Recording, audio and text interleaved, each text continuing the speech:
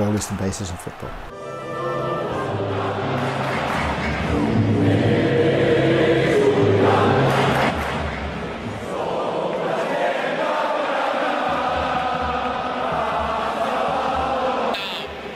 Xavi para Messi, Messi para Alves, el Barça se gusta, toca el balón a la medular, Xavi con Messi, Messi que recorta.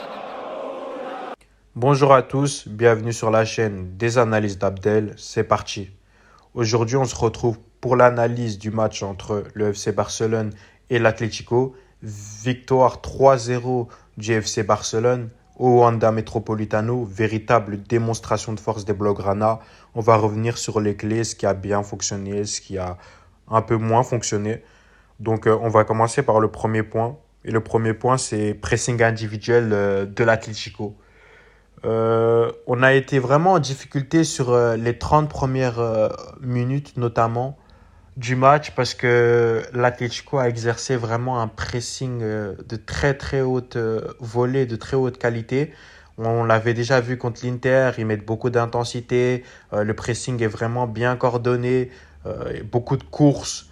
Et là, pour le coup, ils étaient sur un pressing individuel où nous, notre double pivot a été isolé à chaque fois et qui n'a pas réussi à pouvoir se retourner pour pouvoir orienter et avoir le jeu face à eux. Donc, sur chaque prise de balle, ils étaient vraiment agressés, que ce soit Gundo ou Sergi Roberto, et même nos centraux, que ce soit Araujo, Koundé et Koubarsi. Les trois n'ont pas eu de latitude pour pouvoir sortir le ballon tranquillement. Donc vraiment, pressing individuel, on le voit sur les images. Donc à chaque fois qu'un joueur touche le ballon, il y a un joueur proche. Et ils ont notamment bien effectué quelque chose, c'est à chaque fois qu'il y avait une passe négative, c'est-à-dire une passe vers l'arrière ou une passe latérale, l'Atlético sautait. Ça veut dire sauter, ça veut dire que dès que, par exemple, le ballon arrivait sur Koundé, sur Rafinha, sur Hector Fort, dès qu'on arrive côté extérieur, les pistons de l'Atlético, que ce soit Molina ou Samuel Lino, plongent pour aller chercher dans les pieds et du coup, tu es obligé de balancer. Donc, sur ça, on a été vraiment en difficulté. L'Atlético a très, très, très bien fait ça. Les images parlent d'elles-mêmes. Donc, on le voit à chaque fois. Dès que tu veux essayer de toucher Gundo ou Roberto, tu as la ligne de pressing qui saute. Que ce soit De Paul, là, c'était De Paul avec Barrios. Donc, à chaque fois qu'ils viennent, ils viennent te chercher dans les pieds, on te titille les chevilles, etc. Mais à chaque fois, tu es en incapacité de pouvoir te retourner. Et ça, ils l'ont très, très bien fait. On a réussi à résoudre ça au fil de la rencontre, on va le voir. Mais franchement, sur les 30 premières minutes, c'est un pressing de très haute volée de la part de l'Atlético qui nous a mis en danger. Et il a fallu trouver quelques parades pour pouvoir sortir les ballons. Ici, on le voit notamment à la mi-temps où le Barça a perdu 28 ballons. Donc, on me dira, on a eu la possession, donc c'est normal qu'on perde un peu plus de ballons que l'Atlético. Mais on voit bien que même l'Atlético récupère 25 ballons et notamment beaucoup de récupérations, elles sont hautes. Donc, y a même des situations, notamment une avec Barrios. Il y a une récupération de Paul dans les pieds de Roberto sur une relance de Ter Stegen. Barrios qui arme devant la surface de réparation, ça passe juste à côté. Mais voilà, les vertus du très bon pressing de l'Atlético Madrid. Je veux également accentuer sur un deuxième point, et c'est sur Robert Lewandowski. Mea culpa. Mea culpa parce que beaucoup décrié, notamment par moi. J'ai vraiment eu du mal avec énormément de ses prestations, que ce soit à la finition, et c'est peut-être même pas le truc qui m'a le plus agacé, c'est que techniquement, je retrouvais pas le Robert Lewandowski qui, voilà, les contrôles sont propres, je suis capable de fluidifier, je suis capable de décrocher, etc. C'était à chaque fois lourd, il y avait des passes manquées, des mauvais contrôles, etc. Et là, on a eu un Lewandowski de gala. Je pense que c'est le meilleur Lewandowski que j'ai vu depuis un bon moment parce qu'il a été dans le ton, dans chaque mouvement, dans les décrochages. Parce que comme je l'ai dit tout à l'heure, on avait un gros pressing de l'Atlético. Donc, tu avais besoin de, quand Ter Stegen allonge, d'avoir quelqu'un qui est capable de bloquer le ballon et de faire gagner des mètres à l'équipe. Et ça, Lewandowski l'a vraiment bien fait. Sur chaque décrochage, sur chaque prise de balle, il nous a donné un bol d'air frais. Vraiment, un bol d'air frais pour l'équipe. Ici, on le voit, Ter Stegen qui vient toucher Robert Lewandowski, Axel Witsel qui vient le chercher, qui est déjà très proche. Mais là, Lewandowski, en une touche, il est capable de trouver Fermin et on réussit à orienter et trouver une faute. Donc, ce qu'il fait là, c'est sublime. Ici, à nouveau, on voit nouveau dégagement de Ter Stegen. Lewandowski, toujours suivi par Axel Witsel, là, pour le coup, qui essaye de faire faute. Lewandowski qui reste debout et qui peut orienter côté Hector Fort. Ici, on a une passe qui casse la ligne de la part de Koundé, qui trouve Lewandowski qui avait à nouveau décroché.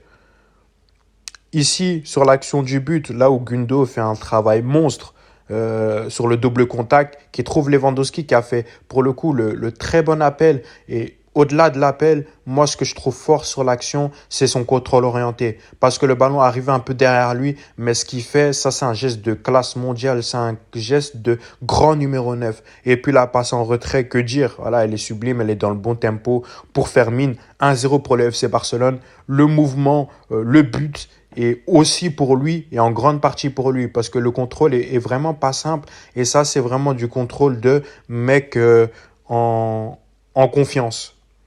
Ici, on le voit encore une fois à nouveau. Il fait le décrochage. Il joue en une touche pour Gundo. Gundo qui peut orienter côté droit. Donc, franchement, sublime de la part de Lewandowski. Ici, deuxième mi-temps, on le voit. C'est sur un petit ballon piqué de la part de Rafinha pour Lewandowski. C'est la première occasion de la deuxième mi-temps. Il est quand même assez excentré. Il la reprend en une touche, en volée, poteau rentrante, Robert Lewandowski. Grand homme. C'est du sérieux. C'est du sérieux. Et comme je l'ai dit tout à l'heure, ça faisait longtemps que je n'avais pas vu un Lewandowski aussi sérieux sur chaque prise de balle.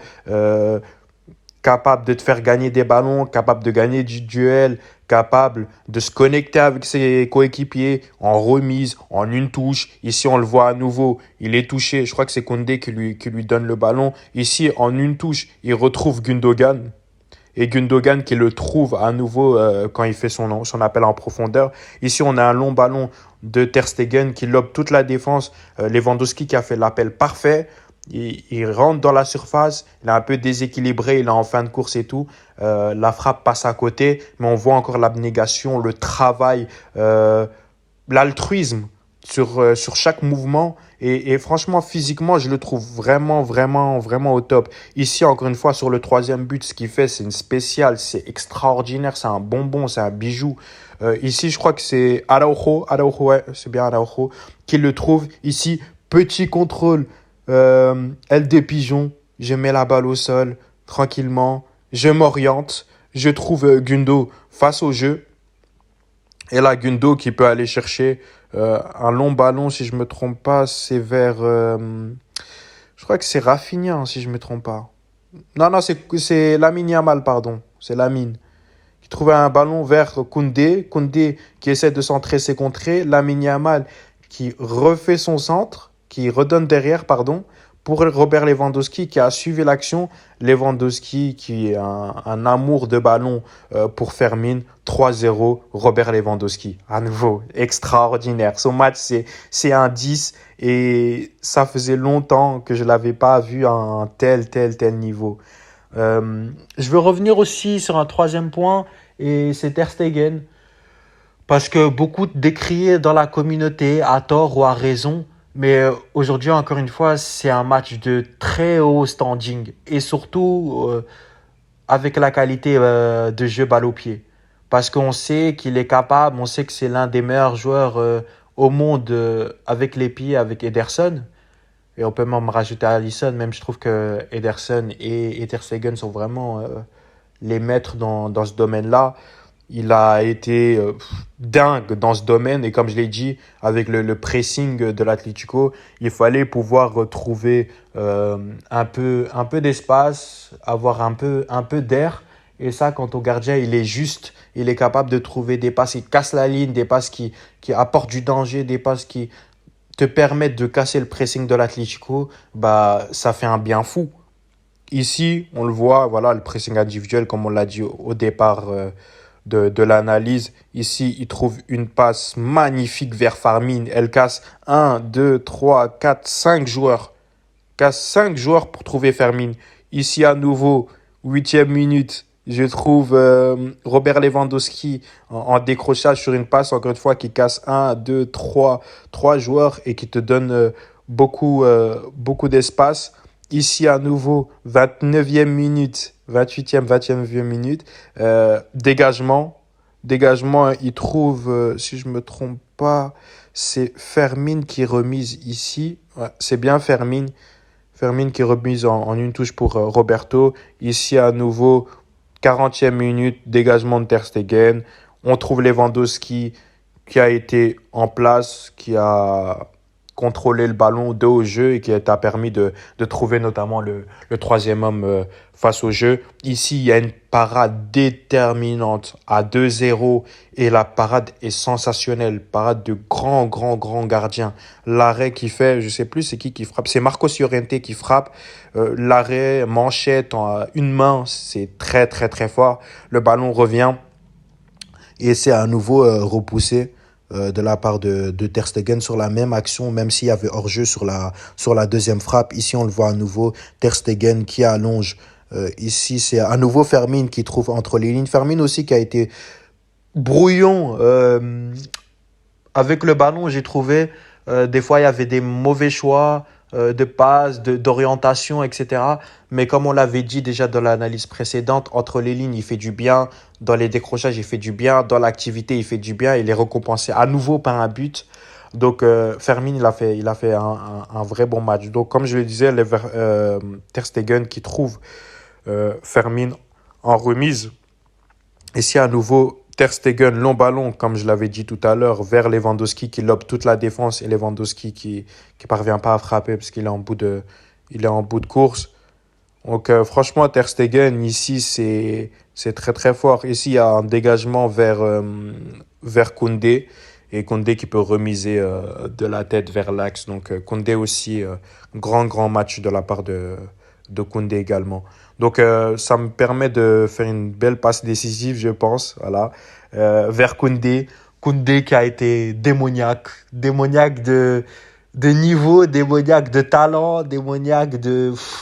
C'est un match de très haut standing et ça fait des semaines qu'on se répète, on retrouve le Koundé du début de saison et moi je vais continuer à le marteler. On a trouvé son poste, qu'il arrête de se plaindre, qu'il accepte et je pense que maintenant ce rôle-là, il commence à beaucoup plus l'accepter et même l'assimiler, son rôle de latéral défensif parce que je trouve qu'il prend beaucoup plus d'initiative avec le ballon. Il y a des contrôles orientés, il y a des dribbles pour éliminer. Et ça aussi, ça nous a donné énormément d'air quand l'Atlético est venu nous chercher. Les centres, l'apport, techniquement, il casse des lignes. C'est vraiment le joueur qu'il nous fallait à cette position-là. Et que ce soit défensivement, offensivement, techniquement, c'est un match de très haut niveau. Et ce Koundé-là, il t'apporte énormément de choses. Donc ici, on le voit, c'est Rafinha qui le trouve dans la profondeur avec un très bon appel là pour le coup de Koundé dans le demi-espace. Il prend la profondeur, il rentre dans la surface. Il y a il y a un petit accrochage, si je peux dire. L'arbitre ne siffle pas. Il y a un petit mouvement. Il tombe. Ici, passe qui casse, passe qui tranche, voilà, qui élimine. Ici, il trouve une magnifique passe. Je crois que c'est pour Lewandowski ici en décrochage, si je ne me trompe pas. Une magnifique passe. Ici, comme je vous l'ai dit, techniquement et dans l'élimination, il a fait beaucoup de bien. Donc Samuel Lino qui vient le chercher très haut. Ici, il fait grand pont. Il l'élimine. Voilà. Vraiment très sobrement. Ici, il est à nouveau pressé par Samuel Lino. Il trouve une passe intérieure vers Gundo.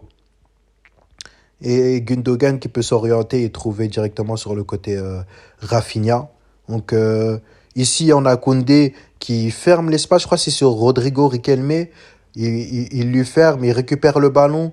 Et il accélère, il accélère, il accélère. Il a devant lui un appel tranchant de Rafinha. Et ce que j'aime sur cette action-là, c'est la temporisation. On mène 2-0, tranquille. Il faut pas aller dans un délire de match de ping-pong. Voilà, on se rend pour coup, etc. Il faut avoir aussi cette possession défensive, de calmer le jeu, de le tempérer. Et là, il le fait très bien. On le voit sur l'image. Il s'arrête, il attend que tout le bloc remonte avec lui, passe dans l'axe. Je crois que c'est Roberto qui arrive là en trottinant. Donc sublime, sublime, sublime, sublime.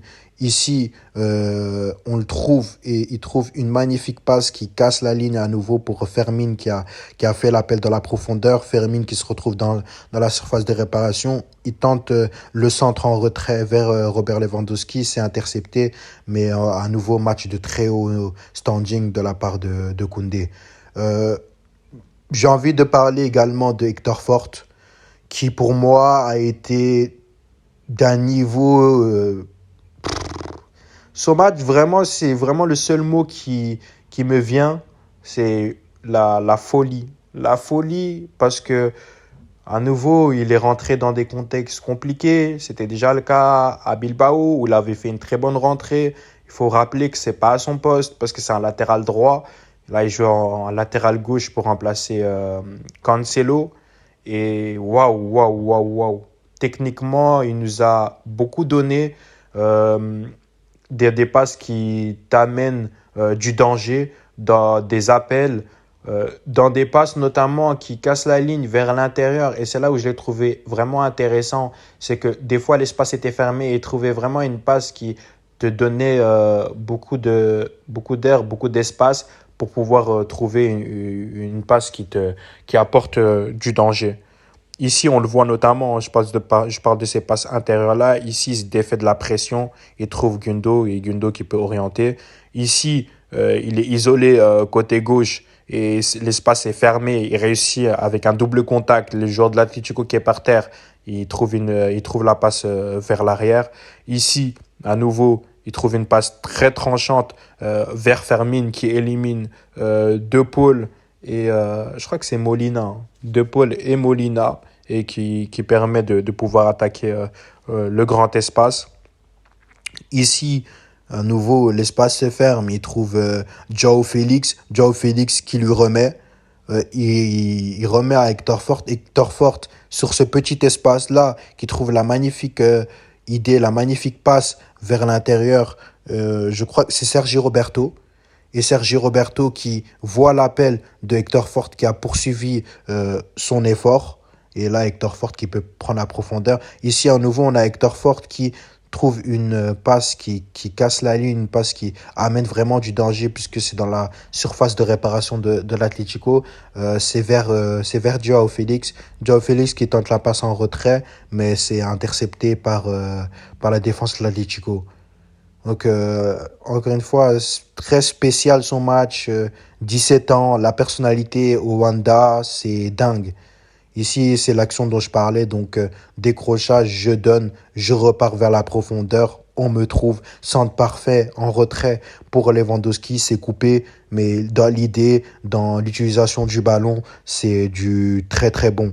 Ici, à nouveau, il est fermé en deuxième mi-temps. Il trouve João Félix qui a pris un positionnement plus intérieur et qui peut orienter côté Robert Lewandowski qui avait fait le décrochage. Donc vraiment, gros respect à Hector Fort parce que son match est vraiment délicieux pour un gamin de cet âge-là. La personnalité qu'il a avec et même défensivement, il a été vraiment très propre. Donc ça, je veux lui donner.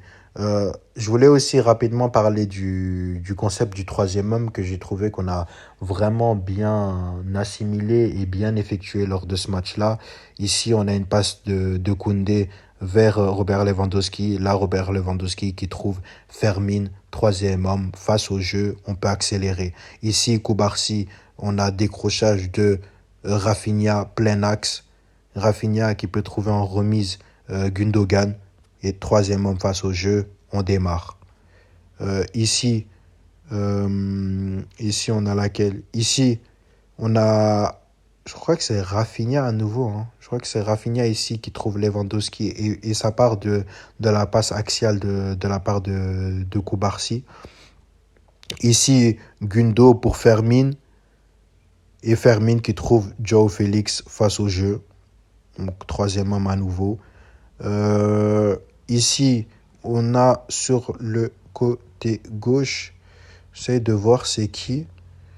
Sur le côté droit, pardon. Et je crois que c'est Rafinha là.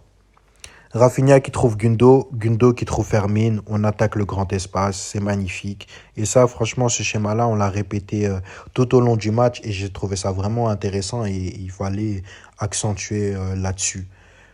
J'ai un dernier point et c'est l'animant défensif qu'on a retrouvé sur les dernières semaines. C'est du très fort, c'est du très haut niveau, que ce soit Koundé, Araujo, Koubarsi et Cancelo. Et là, pour le coup, c'était fort. L'Atlético, il y a la stat qui est passée en deuxième mi-temps, c'était 8 hors-jeu. 8 hors-jeu. 8 pièges du hors-jeu. À chaque fois, ils se sont fait prendre. C'était agaçant. Il y a même une action où Araujo applaudit Koubarsi pour son alignement. À Naples, c'était déjà vraiment très bon face à Osimhen qui prenait beaucoup la profondeur et il s'était beaucoup retrouvé en position d'hors-jeu. Donc ça, vraiment, gros respect au taf du staff, du coach et même des joueurs en l'occurrence qui ont été très très forts. Je voulais juste rajouter un dernier petit truc, c'est par rapport à Koubarsi qui a encore été... Oh là là là là là là. Mais ce mec nous ment. Ce mec nous ment parce que c'est impossible d'être aussi bon à 17 ans. Moi, ça me choque. Ah me choque. À chaque action, on parlait d'un mec en isolé, ça veut dire Rafinha, Lewandowski, Koundé, etc. Mais tout démarre à chaque fois, les passes entre les lignes, les passes qui apportent du danger, des passes qui cassent les lignes. Bah, ça démarre de ce gamin-là. 17 ans, on le rappelle, personnalité de dingue, il perd pas le ballon dans les duels. Encore une fois, il a eu un client. Parce que ce soit lui avec Morata ou d'autres qui pouvaient prendre l'espace ou décrocher, je l'ai trouvé encore une fois très très pertinent. Donc voilà, on va s'arrêter là. J'espère que l'analyse vous aura plu. On a vraiment été dans le détail. Vraiment content de la victoire. 3-0, vraie prestation. Et on se retrouve pour l'après-trêve. Il y a des nouveaux thèmes de vidéos qui vont arriver, notamment sur les futurs coachs du Barça, en tout cas les potentiels futurs coachs. Donc j'espère que ça vous plaira. Donc n'oubliez pas, hein, voilà, s'abonner, partager, liker, vous connaissez l'adage. Donc on s'attrape à la prochaine. Ciao.